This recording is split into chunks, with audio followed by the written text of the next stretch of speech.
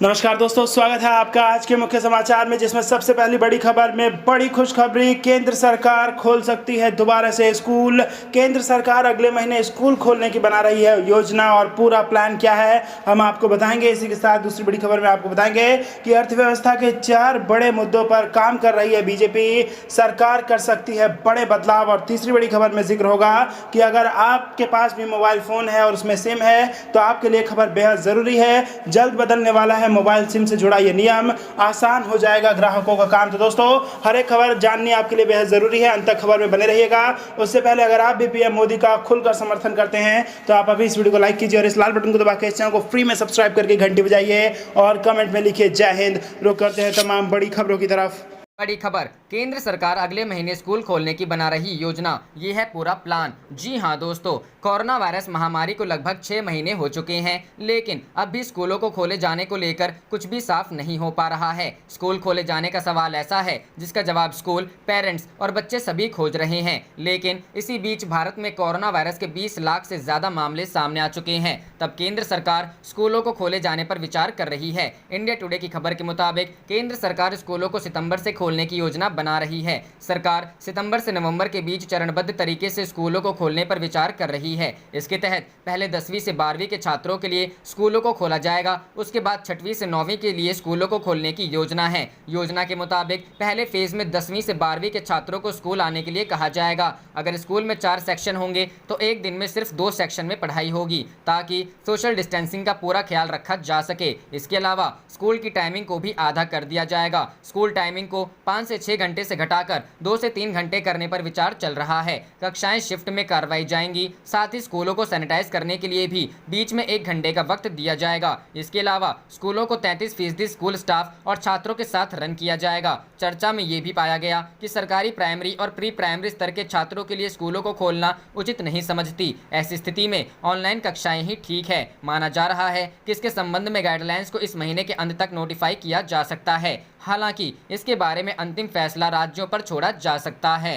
करते हैं अगली खबर की तरफ। अर्थव्यवस्था के 4 बड़े मुद्दों पर काम कर रही बीजेपी, सरकार कर सकती है बड़े बदलाव। जी हां दोस्तों, इन दिनों अर्थव्यवस्था के 4 प्रमुख मुद्दों पर काम करने में जुटी है। Industrial policy, retail trade, e commerce, विदेशी व्यापार नीति को लेकर भाजपा सुझावों का पुलिंदा तैयार करने में जुटी है। इसके लिए अर्थशास्त्रियों, सभी सेक्टर के विशेषज्ञों, उद्यमियों से मीटिंग कर सुझाव लिए जा रहे हैं। सारे सुझावों पर रिपोर्ट तैयार कर बीजेपी केंद्र सरकार को सौंपेगी। माना जा रहा है कि आने वाले समय में केंद्र सरकार इन सुझावों पर अमल करते हुए नई नीतियां बना सकती है। भाजपा पिछले 1 हफ्ते के बीच अब तक कुल 4 बैठक इस मामले में सभी सेक्टर के लोगों के साथ कर चुकी है। भाजपा में इस योजना को देख रहे आर्थिक मामलों के राष्ट्रीय प्रवक्ता गोपाल कृष्ण अग्रवाल ने आईएनएस से कहा, देश में आज भी 1948 की औद्योगिक नीति चली आ रही है। 1948 की पहली इंडस्ट्रियल पॉलिसी में बाद के वर्षों में हुए मामूली सुधार नाकाफी साबित हो रहे हैं। 1991 में कुछ नई व्यवस्थाएं की थी, लेकिन बदलते जमाने में बड़े बदलावों की जरूरत है।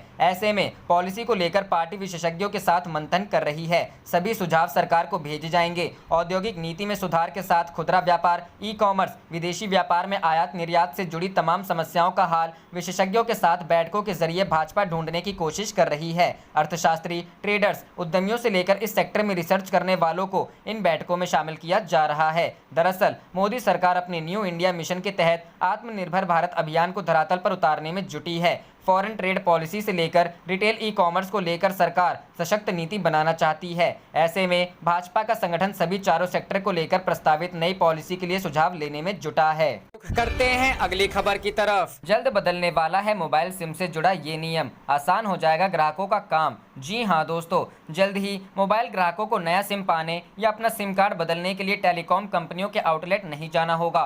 दूरसंचार विभाग ग्राहक के वेरिफिकेशन की प्रक्रिया को घर बैठे करने की मंजूरी दे सकता है। दूरसंचार विभाग ने इसका ड्राफ्ट तैयार कर लिया है और जल्दी ही फाइनल गाइडलाइन जारी हो सकती है। अब घर बैठे ग्राहक का वेरिफिकेशन होगा और सिम कार्ड घर पर डिलीवरी होगी। ग्राहकों को सिम कार्ड ग्राहक वेरिफिकेशन के लिए ऑनलाइन पोर्टल पर पेपर देने होंगे। दस्तावेज मिलते ही सिम कार्ड डिलीवर हो जाएगा। ग्राहक को नंबर एक्टिवेट करना होगा। वेरिफिकेशन के लिए अब ऐप से फोटो भी खिंच जाएगी और दूसरे मोबाइल नंबर पर OTP से वेरिफिकेशन हो जाएगा।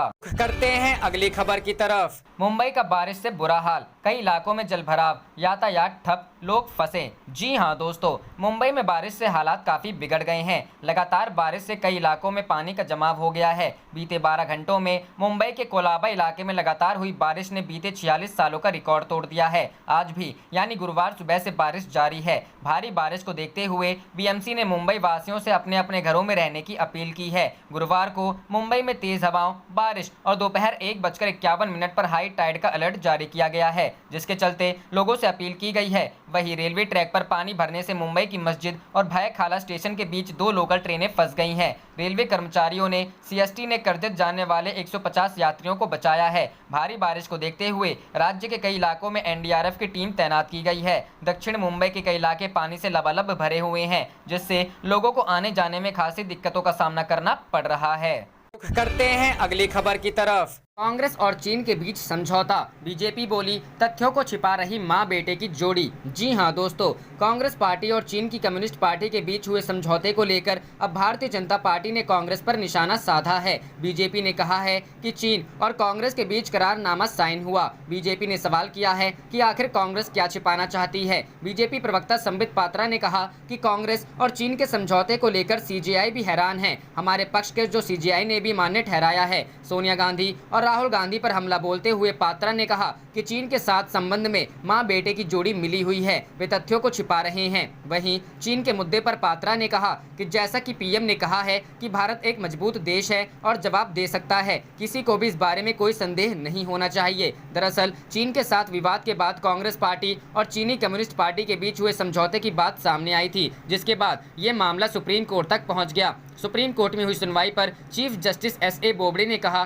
कि कोई राजनीतिक दल किसी सरकार के साथ किस तरह समझौता कर सकता है। CJI ने कहा कि कुछ चीजें कानून में बिल्कुल अलग हैं। एक राजनीतिक दल कैसे चीन के साथ समझौते में शामिल हो सकता है। कभी नहीं सुना कि किसी सरकार और दूसरे देश की राजनीतिक पार्टी में कोई समझौता हो रहा है। हालांकि इस मामले में वकील ने कहा कि यह समझौता 2 पार्टियों के बीच है।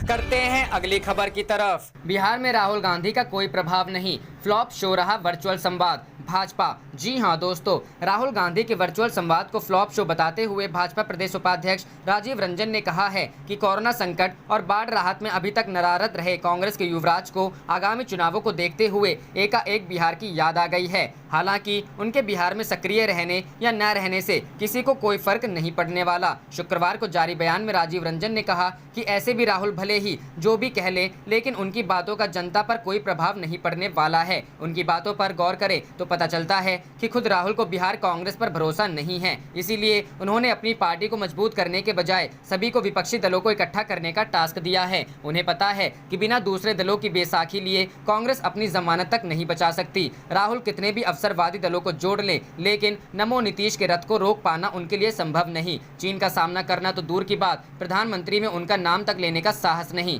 राहुल गांधी। कांग्रेस नेता राहुल गांधी ने चीन के बहाने प्रधानमंत्री नरेंद्र मोदी पर बड़ा हमला बोला है। उन्होंने कहा कि चीन का सामना करना तो दूर की बात, भारत के प्रधानमंत्री में उनका नाम तक लेने का साहस नहीं है। राहुल ने ट्वीट कर PM पर हमला बोलते हुए कहा कि इस बात से इनकार करना कि चीन हमारी मातृभूमि पर है और वेबसाइट से दस्तावेज हटाने से तथ्य नहीं बदलेंगे। आपको बता दें कि पूर्वी लद्दाख में वास्तविक नियंत्रण रेखा पर भारत चीन के बीच सीमा को लेकर गतिरोध लंबे समय से जारी है। रक्षा मंत्रालय ने अब अपनी वेबसाइट पर दस्तावेज अपलोड किए हैं, जिसमें कहा है कि LAC पर चीनी आक्रामकता बढ़ती जा रही है और मौजूदा गतिरोध लंबे समय तक जारी रह सकता है। करते हैं अगली खबर की तरफ। बिहार भाजपा बोली राहुल, प्रियंका और आदित्य ठाकरे सभी सवालों के घेरे में। जी हां दोस्तों, बिहार भारतीय जनता पार्टी ने अभिनेता सुशांत सिंह राजपूत मामले की जांच को लेकर कांग्रेस और शिवसेना को आड़े हाथों लेते हुए आरोप लगाया कि मामले की जांच में बाधा आदित्य ठाकरे के निर्देश पर डाला गया। भाजपा के प्रवक्ता डॉक्टर निखिल आनंद ने कहा है कि अगर बृहन्मुंबई नगर निगम ने नियमितः IPS अधिकारी विनय तिवारी को क्वारंटाइन किया होता तो पहले नहीं छोड़ते। उन्होंने आरोप लगाया कि सुशांत की संदेहास्पद मौत मामले में जांच जांच करने गई बिहार पुलिस की जांच में बाधा शिवसेना के युवराज आदित्य ठाकरे के निर्देश पर डाला गया। उन्होंने कहा, बिहार सरकार, पुलिस और आम लोग सुशांत को न्याय दिलाने के लिए चिंता कर रहे हैं, लेकिन शिवसेना न्याय के खिलाफ आरोपियों के पक्ष में है। अब बीएमसी ने भद्र पिटने के बाद एक दूसरा सर्कुलर जारी किया है, जिसका मकसद निगम का शुदा हरकत वाला चेहरा बचाना तो है ही, एक अप्रत्यक्ष मकसद सुशांत के न्याय की राह में रोड़ा अटकाना भी है। आनंद ने कहा कि सुशांत मामले में सीबीआई जांच और बिहार पुलिस की जांच को लेकर जितने परेशान शिवसेना के लोग थे, उतने ही परेशान राकांपा और कांग्रेस के भी लोग थे। यही कारण है कि संजय रावत, नवाब मलिक, रणदीप सिंह सुरजेवाला और शक्ति सिंह गोहिल एक भाषा में बात कर रहे हैं। निखिल आनंद ने सुशांत मामले में राहुल गांधी और प्रियंका गांधी की भूमिका पर भी संदेह जताया है। निखिल ने आरोप लगाया कि सुशांत के मसले पर जिस प्रकार का रुख महाराष्ट्र सरकार में शामिल गठबंधन दलों का है, उससे लगता है कि राहुल, प्रियंका ने भी आदित्य ठाकरे से बात कर अपने बॉलीवुड के साथियों के पक्ष में और सुशांत के न्याय के खिलाफ भूमिका तैयार की है। करते हैं अगली खबर की तरफ। राम मंदिर, असदुद्दीन ओवैसी के खिलाफ अवमानना केस को लेकर सुप्रीम कोर्ट में याचिका। जी हां दोस्तों, अयोध्या पर सुप्रीम कोर्ट के फैसले पर बयानबाजी को लेकर एआईएमआईएम चीफ असदुद्दीन ओवैसी की मुश्किलें बढ़ सकती हैं। ओवैसी के बयानों को कोर्ट की प्रतिष्ठा को कम करने और अपमान करने वाला बताते हुए सुप्रीम कोर्ट में अवमानना याचिका दाखिल की गई है। साथ ही उनके बयानों को हिंदुओं की भावनाओं को ठेस पहुँचाने वाला और मुसलमानों को भड़काने वाला बताकर कार्रवाई की मांग की गई है। एंटी टेररिस्ट फ्रंट इंडिया के प्रेसिडेंट वीरेश सांडिल्य और एक वकील की ओर से जारी याचिका में कहा गया है कि ओवैसी ने अयोध्या में भूमि पूजन से पहले एक न्यूज चैनल पर कोर्ट की पवित्रता और बुद्धिमत्ता को लेकर अपमानजनक बयान दिए। याचिका में कहा गया है, इस कोर्ट के फैसला सुनाने से पहले राम मंदिर का विवाद बहुत लंबे समय से लंबित था। अवमानना करने वाले विवाद को लेकर झूठे और निराधार बयान दे रहे हैं, बिना करोड़ों हिंदुओं की भावनाओं की परवाह किए, और इस तरह के बयान देकर वे मुस्लिम समुदाय को भड़काने की कोशिश कर रहे हैं। याचिका में कहा गया है कि 30 जुलाई को दिए ओवैसी के बयान से करोड़ों भारतीयों की धार्मिक भावना को ठेस पहुंची, जिनकी भगवान राम में आस्था है। इसमें कहा गया है, राष्ट्रीय टेलीविजन पर यह बयान देकर उन्होंने सर्वोच्च न्यायालय का अनादर किया और यह भी दिखाया कि उनका भारत की न्यायिक व्यवस्था में विश्वास नहीं है। याचिका में ओवैसी के खिलाफ अवमानना प्रक्रिया शुरू करने की मांग की गई है। याचिकाकर्ता ने कहा है कि इन बयानों से ओवैसी ने कोर्ट की बुद्धिमत्ता की निंदा की। गौरतलब है कि सर्वोच्च न्यायालय ने पिछले साल 9 नवंबर को अयोध्या में विवादित राम मंदिर का रास्ता साफ कर दिया था। साथ ही केंद्र सरकार को 5 एकड़ जमीन मस्जिद के लिए आवंटित करने को कहा था। करते हैं अगली खबर की तरफ। कान खोलकर सुन लो उद्धव ठाकरे, फिर तुम्हारी सरकार जाएगी। अर्नब गोस्वामी ने सीएम को दिया खुला चैलेंज, वीडियो वायरल। जी हां दोस्तों, फिल्म अभिनेता सुशांत सिंह राजपूत की मौत का मामला तूल पकड़ता जा रहा है। इस केस की जांच सीबीआई को सौंप दी गई है। टीवी न्यूज चैनलों पर भी इस मामले को लेकर बहस का दौर खत्म होता नजर नहीं आ रहा है। इस कड़ी में टीवी पत्रकार अर्नब गोस्वामी ने अपने कार्यक्रम में महाराष्ट्र के सीएम उद्धव ठाकरे को खुला चैलेंज दिया कि उनकी सरकार गिर जाएगी। सोशल मीडिया पर वायरल हो रहे एक वीडियो में अर्नब गोस्वामी कहते हैं, आज के बाद सुन लो उद्धव ठाकरे, अगर शिवसेना का कोई भी जूनियर या सीनियर नेता, सुन लो मेरी बात उद्धव ठाकरे, कान खोलकर सुन लो। जूनियर या सीनियर यानी कि किशोर या वृद्ध यानी कि यंग या ओल्ड, कोई भी शिवसेना का नेता का लिंक आता है या रिया चक्रवर्ती के साथ, मैं खुलकर कह रहा हूं, सुन लो। उद्धव ठाकरे ये पूछता है भारत प्रोग्राम है। उन्होंने आगे कहा कि सुन लोग, अगर रिया चक्रवर्ती के साथ पता चले कि कोई भी शिवसेना का बड़ा नेता इन्वॉल्व था, यह पहली बात। और दूसरी बात, अगर दिशा की पार्टी में कोई भी शिवसेना वाला गया था, सुन लो उद्धव ठाकरे, 9 तारीख को पता करो कौन कौन गया था। अगर शिवसेना के कोई निकले इसमें तो उद्धव ठाकरे, कुर्सी तुम्हारी जाएगी, सरकार तुम्हारी जाएगी, पूरी दुनिया के लोग तुमसे सवाल करेंगे। करते हैं अगली खबर की तरफ। आप देख रहे थे आपका अपना चैनल जय हिंद जय भारत।